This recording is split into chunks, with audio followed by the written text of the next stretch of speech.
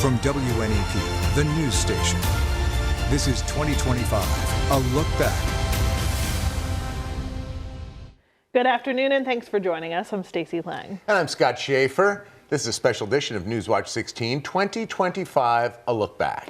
While we're happy to be ringing in the new year, it's also the perfect time to look back on some of 2025's biggest stories. We head back to January when two of the most beloved college football teams faced off for a chance to win it all. We started off 2025 with a matchup that featured two of the biggest Pennsylvania college football fan bases. The Penn State Nittany Lions met the Notre Dame Fighting Irish in the Orange Bowl. Though the Irish prevailed, little did we know that this friendly rivalry in the first few days of January would be the high point of the year for Penn State fans. At the end of the month, the peaceful transfer of power in Washington, D.C. meant the end of Scranton-born President Joe Biden's one term and the beginning of President Trump's second. Record cold temperatures moved the inauguration inside. I, Donald John Trump, do solemnly swear. President Trump took the oath of office inside the Capitol Rotunda. February brought us a local political shakeup. Lackawanna County Commissioner Matt McGloin resigned to take a job in college football, a job he never ended up taking, but the fight to fill his vacant commissioner seat would take almost all of 2025. In March, the city of Scranton stopped to mourn one of its most beloved public servants, Fire Lieutenant Kelly Hopkins. You couldn't draw him in a cartoon character, right? Like Hollywood couldn't make a story or a character like Kelly was. So I think that's why a lot of people showed up. They wanted to remember him, and I'm sure a lot of people are going to carry him in their hearts for a long time. Lieutenant Hopkins' death highlighting the cancer risk endured by our area's firefighters. The heroic actions of firefighters and state troopers in Harrisburg saved the lives of Governor Josh Shapiro and his family in April. An alleged arsonist broke into the governor's residence and firebombed parts of the building while the governor and his Passover guests were asleep. The arson becoming part of a trend of political and anti-Semitic violence across the country. I want them to see that my wife and I and our kids continue to celebrate our faith proudly and openly. I want them to see that people from all different faiths have reached out to condemn this act and to lift up our family in prayer. And that's the Pennsylvania way. Later in the month, another crime shocked people in Hazleton. A body was found burning along Club 40 Road. The victim was later identified as Jessica Lockwood. According to police, Terrence Ray, who had been Lockwood's drug dealer, beat her and disposed of her body. Ray fled to New York, but U.S. Marshals brought him back to Hazleton to face charges in May. May also brought us the beginning of two stories that would dominate the headlines for the remainder of 2025. Our area started to see the first applications from developers looking to build data centers. Dozens of data center buildings are now proposed or being built across northeastern and central Pennsylvania. I'm here today to talk with you about the unfortunate news that Penn State Wilkes-Barre will close at the end of the spring 2027 semester. Penn State released its list of Commonwealth campuses slated for closure. The only campus in our area getting the axe is Penn State Wilkes-Barre. In June, a massive search effort in Columbia County as family and friends hoped to find Caitlin Harp alive. After more than a week of search parties, Harp's sister found her body on property belonging to Harp's husband. Unfortunately, yesterday, the case turned from a missing person investigation to a homicide investigation. That's the unfortunate part. We never want to see a missing person case make that switch. Unfortunately, it did. The body was recovered. Vincent Harp has been charged with his wife's murder. The summer also saw the conclusion of a closely watched homicide case.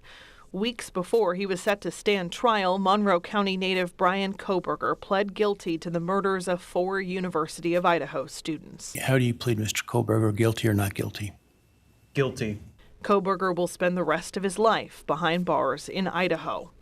In July, the state legislature missed the deadline to pass a new budget, kicking off a stalemate that would last more than 4 months. In August, a terrifying ordeal in Susquehanna County. 2 state troopers were shot in an ambush while responding to a call. Shortly after 11 a.m., the 2 troopers that I mentioned were dispatched to check the welfare of an individual, and there was additional information about shots being fired. We will have more information about the specifics of how that call came in, but upon their arrival, they were immediately fired upon and ambushed. They are very lucky to be alive. Troopers Joseph Parashinsky and William Jenkins survived the shooting. The investigation later found that the shooter killed his neighbor, Lori Wasco, before firing at the troopers.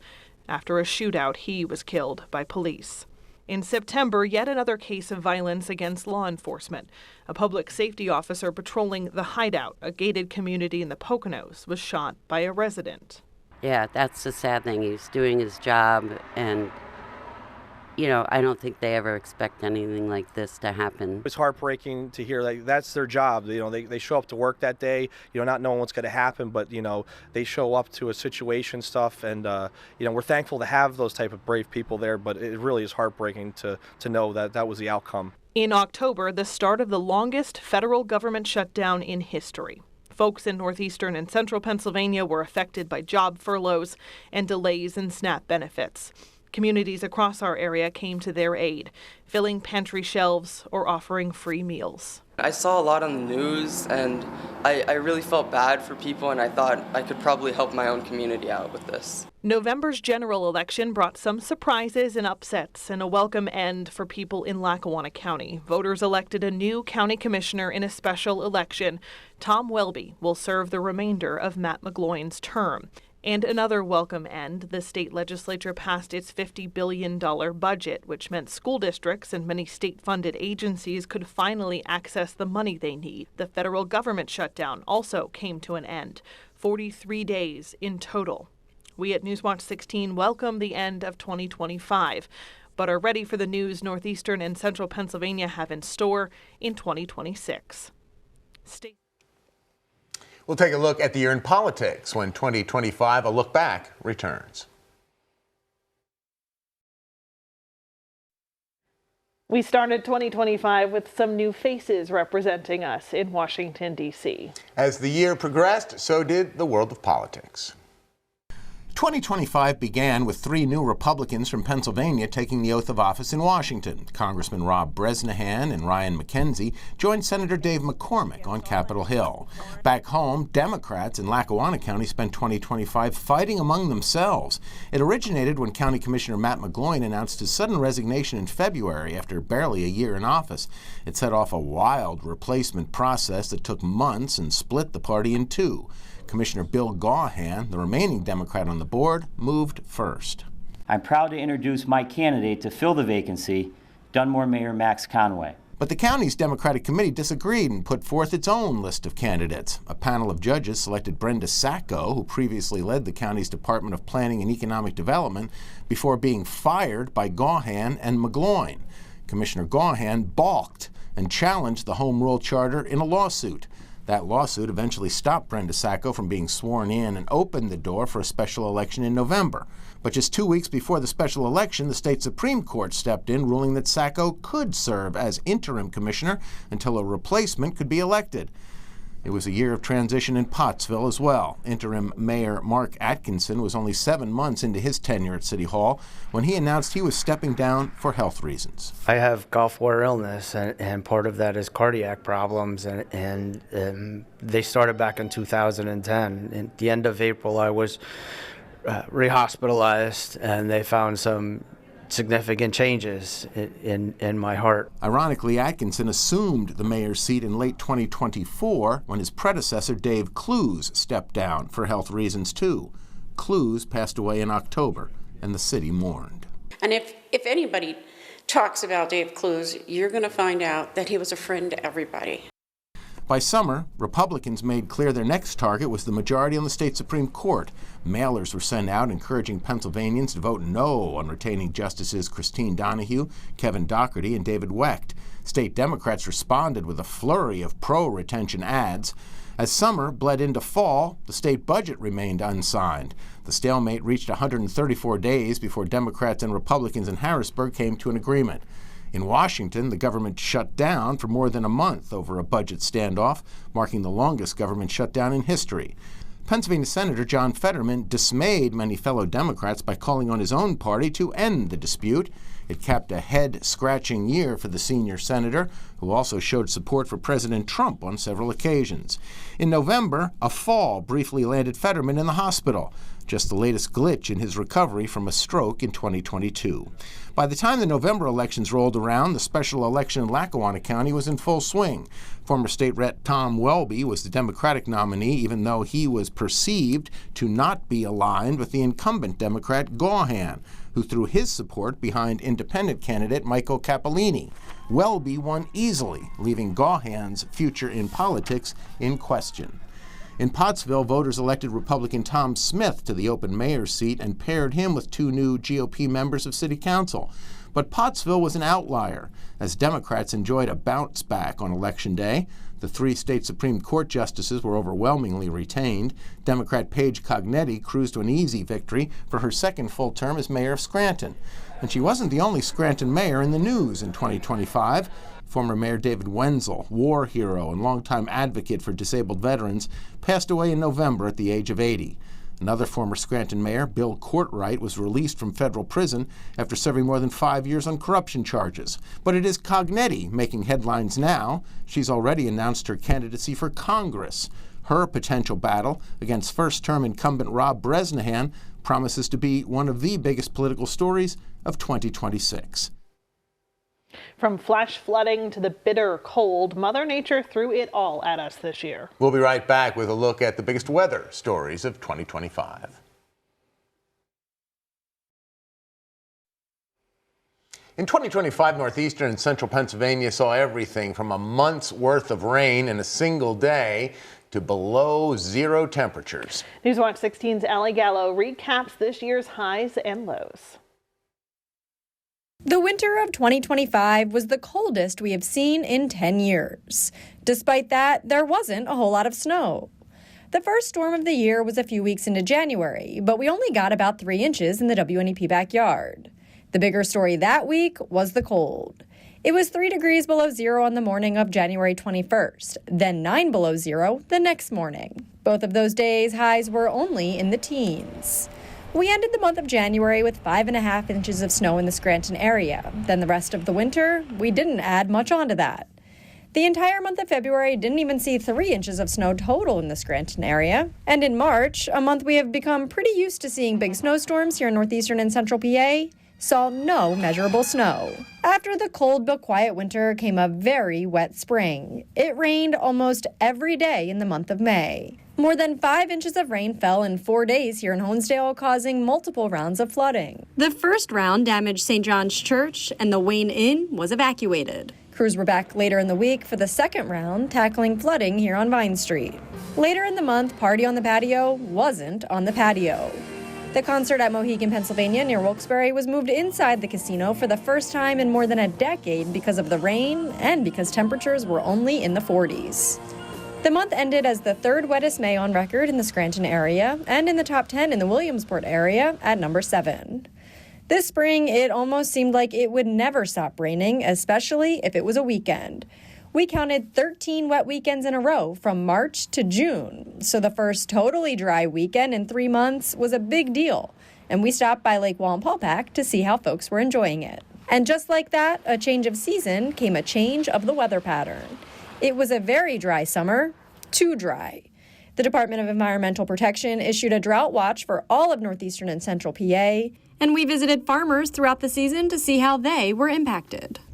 Then in September, we got almost a month's worth of rain in 1 day, on September 25th. Many homes and streets here in the Scranton area flooded that day. The wet month of May, then the dry summer, impacted foliage season here in northeastern and central PA, one of the most special times.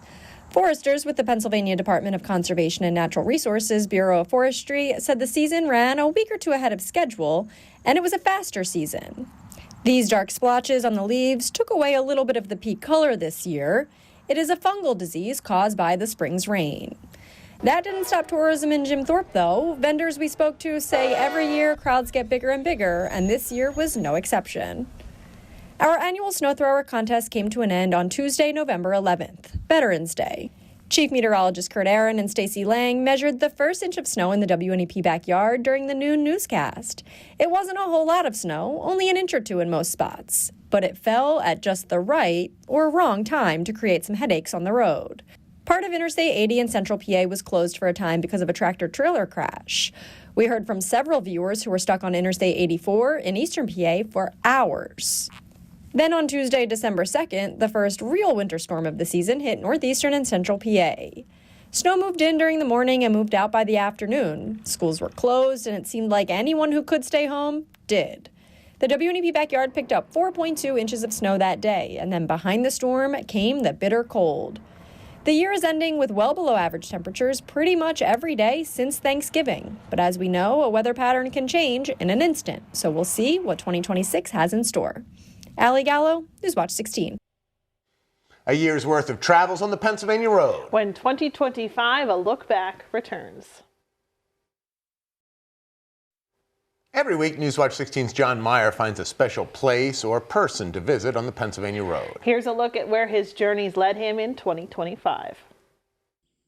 One of the best parts of traveling the Pennsylvania Road every year is finding the beauty that's all around us, like the stunning ride on Route 120 west of Renova in Clinton County, or the road that takes you to this view at World's End State Park in Sullivan County.